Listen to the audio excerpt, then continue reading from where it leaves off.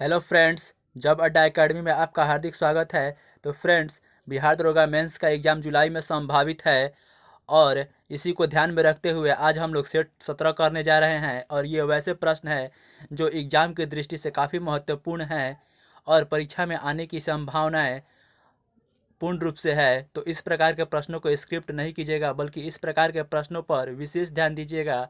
तो चलिए देर न करते हैं और सीधे प्रश्नों पर आते हैं। तो आज का पहला प्रश्न है कि कलक्काद मुंडनथुरई टाइगर रिजर्व किस राज्य में है। कलक्काद मुंडनथुरई टाइगर रिजर्व किस राज्य में है। तो इसका राइट आंसर होगा ऑप्शन बी, यानी तमिलनाडु में स्थित है। वहीं तमिलनाडु की बात करें तो तमिलनाडु में सत्यमंगलम टाइगर रिजर्व भी स्थित है, जबकि मेघालय में पेंच टाइगर रिजर्व एवं पश्चिम बंगाल में बुक्सा टाइगर रिजर्व स्थित है। तो चलते हैं नेक्स्ट क्वेश्चन की ओर। दर्दनाक अस्थि रोग इटाई इटाई की उत्पत्ति किस देश से हुई थी। तो दर्दनाक अस्थि रोग जो है इटाई इटाई, इसकी उत्पत्ति जो है किस देश से हुई थी। तो इसका राइट आंसर होगा ऑप्शन ए, यानी जापान। वहीं सार्स एवं कोविड-19 जिसे वुहान वायरस के नाम से भी जाना जाता है, या इसका प्रचलित नाम है कोरोना वायरस, इसकी उत्पत्ति चीन से हुई है। तो चलते हैं नेक्स्ट क्वेश्चन की ओर। लॉर्ड माउंटबेटन ने किस भारतीय नेता को वन मैन बाउंड्री फोर्स, यानी one man boundary force, Lord Mountbatten ने किस भारतीय नेता को कहकर संबोधित किया है। तो इसका राइट आंसर होगा ऑप्शन सी, यानी महात्मा गांधी। और महात्मा गांधी ने दो महत्वपूर्ण पुस्तकें लिखी है। एक जो है पुस्तक है इनकी आत्मकथा है माई एक्सपेरिमेंट विथ ट्रूथ, और दूसरा जो है हिंद स्वराज, हिंद स्वराज। तो चलते हैं नेक्स्ट क्वेश्चन की ओर। फ्रेंड्स, बिहार दरोगा मेंस, बिहार परिवहन दरोगा, बिहार एसएससी एवं 66वीं बीपीएससी के रिगार्डिंग इस चैनल के माध्यम से बेहतरीन प्रश्नों का सेट सीरीज वाइज एवं चैप्टर वाइज कराया जाता है। तो चैनल को प्लीज़ सब्सक्राइब कर लीजिए एवं इसी प्रकार का वीडियो पाने के लिए बेल आइकन को भी प्रेस कर दीजिए। तो चलते हैं प्रश्न पर कि 1897 की क्रांति में किसने इलाहाबाद से नेतृत्व किया था। इलाहाबाद से नेतृत्व किसने किया था। तो इसका राइट आंसर होगा ऑप्शन ए, यानी लियाकत अली ने। वही ऑप्शन का बात करें तो मौलवी अहमदुल्ला ने फैजाबाद से, जबकि बेगम हजरत महल जो है वो लखनऊ से, जबकि पीर अली ने पटना से 1897 की क्रांति में नेतृत्व किए थे। तो चलते हैं नेक्स्ट क्वेश्चन की ओर कि रक्त को थक्का बनाने में मददगार फाइब्रिनोजन तथा प्रोथ्रोम्बिन नामक प्रोटीन का स्राव शरीर के किस भाग से होता है।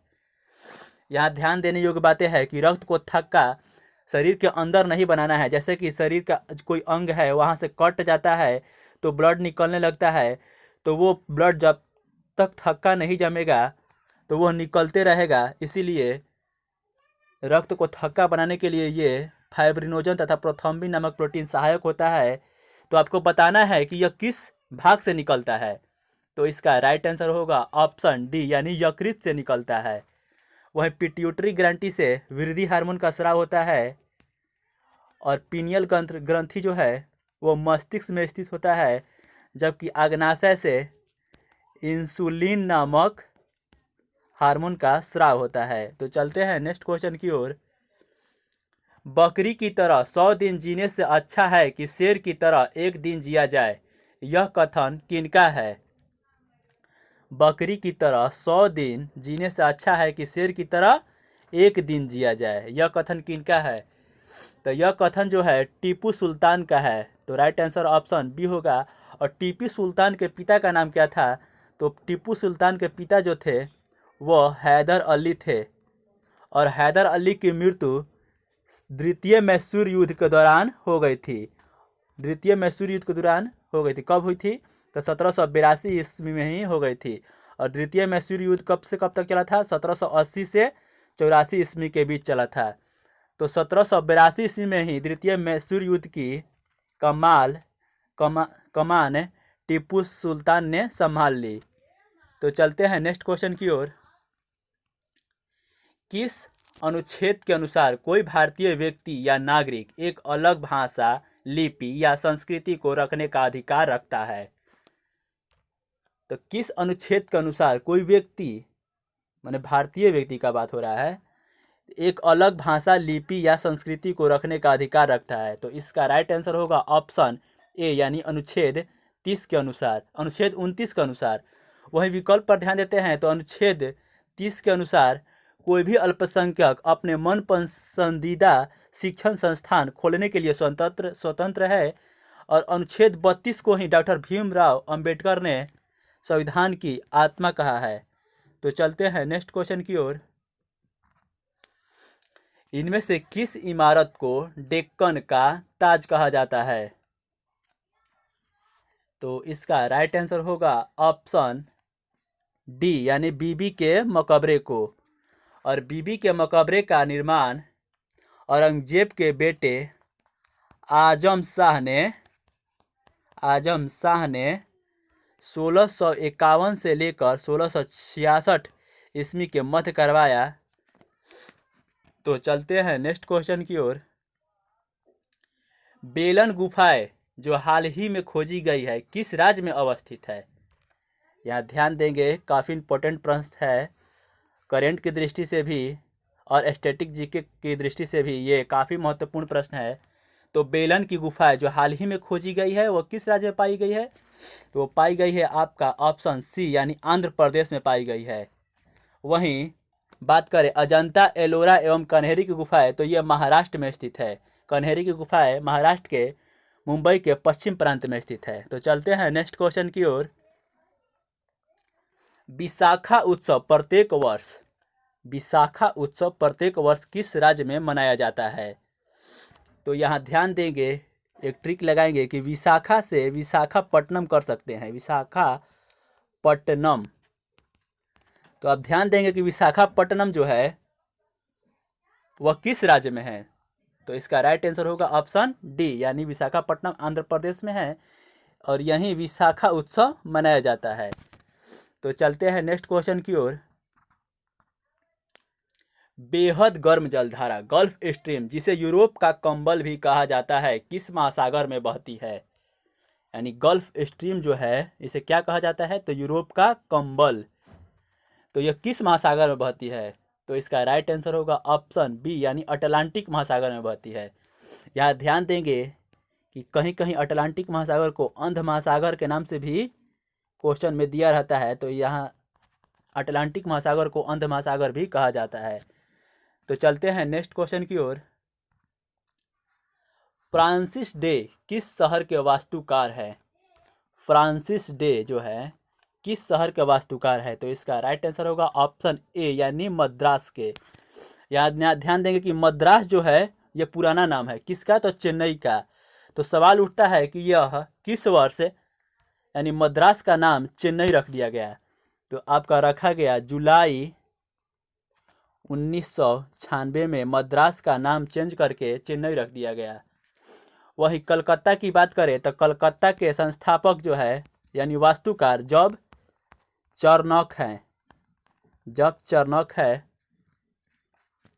और अहमदाबाद के वास्तुकार कौन है? तो सुल्तान अहमद शाह। और अहमदाबाद का पुराना नाम यानी प्राचीन नाम कर्णवती है। तो चलते हैं नेक्स्ट क्वेश्चन की ओर। इनमें से किस भारतीय ने जालियांवाला बाग हत्याकांड के विरोध स्वरूप अपना राय बहादुर की उपाधि ब्रिटिश हुकूमत को लौटा दिया? ध्यान देंगे, राय बहादुर की उपाधि। तो इसका राइट आंसर होगा ऑप्शन सी, यानी जमनालाल बजाज ने अपना राय बहादुर की उपाधि ब्रिटिश हुकूमत को लौटा दिया। वहीं विकल्प पर ध्यान देते हैं तो महात्मा गांधी ने केसरे हिंद की उपाधि ब्रिटिश हुकूमत को लौटाया। रविन्द्रनाथ टैगोर ने सर की उपाधि, इसे नाइटहुड की उपाधि भी कहा जाता है, लौटा दिया। तो आपको कमेंट बॉक्स में कमेंट करके बताना है कि यह जालियांवाला बाग हत्याकांड है वह किस वर्ष हुआ था? किस वर्ष हुआ था एवं किस वायसराय के शासनकाल में हुआ था? तो चलते हैं नेक्स्ट क्वेश्चन की ओर। मूसी और भीमा किसकी सहायक नदियां है? मूसी और भीमा, मूसी से आपको याद आ रहा होगा कि जो हैदराबाद है यह मूसी नदी के किनारे ही अवस्थित है। तो आपको बताना है कि यह किसकी सहायक नदियां है। तो इसका राइट आंसर होगा ऑप्शन बी, यानी यह कृष्णा की सहायक नदियां है। वहीं विकल्प पर चर्चा करते हैं तो कावेरी जो नदी है इसकी लंबाई है 805 किलोमीटर, कृष्णा की लंबाई है 1398 किलोमीटर, कहीं कहीं लगभग 1400 किलोमीटर मिलेगा। वहीं गोदावरी की बात करें तो इसकी लंबाई है 1465 किलोमीटर। वहीं गंगा की बात करें तो इसकी लंबाई 2525 या कहीं कहीं आपको 2515 भी दिया रहेगा किलोमीटर मिलेगा। तो चलते हैं नेक्स्ट क्वेश्चन की ओर। किस संविधान संशोधन द्वारा लोकसभा सीटों की संख्या 525 से बढ़ाकर 545 कर दिया गया? यानी पूर्व में 525 था और बाद में बढ़ाकर 545 कर दिया गया। तो यह कौन सा संविधान संशोधन था? तो इसका राइट आंसर होगा ऑप्शन सी, यानी 31वां संविधान संशोधन। और यह हुआ कब था? तो 1973 में हुआ था। वहीं विकल्प पर ध्यान देते हैं तो 21वां संविधान संशोधन के तहत ही संविधान के 8वीं अनुसूची में सिंधी भाषा को, किस भाषा को? तो सिंधी भाषा को शामिल किया गया। वहीं 61वां संविधान संशोधन के तहत मतदान की आयु 21 वर्ष से घटाकर कितना कर दिया गया? आपको कमेंट बॉक्स में कमेंट करके बताना है। तो वीडियो को पूरा देखने के लिए आपका धन्यवाद।